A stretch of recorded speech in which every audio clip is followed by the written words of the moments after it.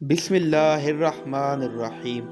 السلام علیکم ویورز، میرا نام ہے محمد فیضان۔ آپ دیکھ رہے ہیں میرا یوٹیوب چینل فیضان اردو وائس۔ کہیں دور گاؤں میں ایک لڑکا رہتا تھا۔ اس لڑکے کا نام احمد تھا۔ احمد بہت ہی ایماندار اور محنتی لڑکا تھا۔ احمد اپنا کام ختم کرنے کے بعد شام کو گھر لوٹتا اور اپنی ساری کمائی اپنی ماں کو دے دیتا، جس کی وجہ سے اس کی ماں اس سے بہت خوش ہوتی اور احمد کو ڈھیر ساری دعائیں دیتی۔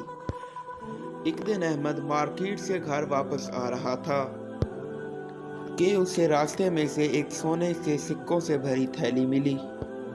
احمد اسے دیکھ کر بہت پریشان ہوا اور گاؤں کے چوک میں کھڑے ہو کے آواز لگانے لگا، ارے بھائی، کسی کی تھیلی گم ہوئی ہے تو مجھے بتاؤ۔ ارد گرد کے لوگ احمد کو حیران ہو کر دیکھنے لگے۔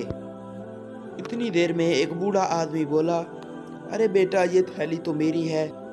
احمد نے اس بوڑھے کی طرف دیکھا اور بولا، اگر یہ تھیلی آپ کی ہے تو آپ کو پتا ہوگا کہ اس میں کتنے سکے ہیں، مجھے بتائیں کہ اس میں کتنے سکے ہیں۔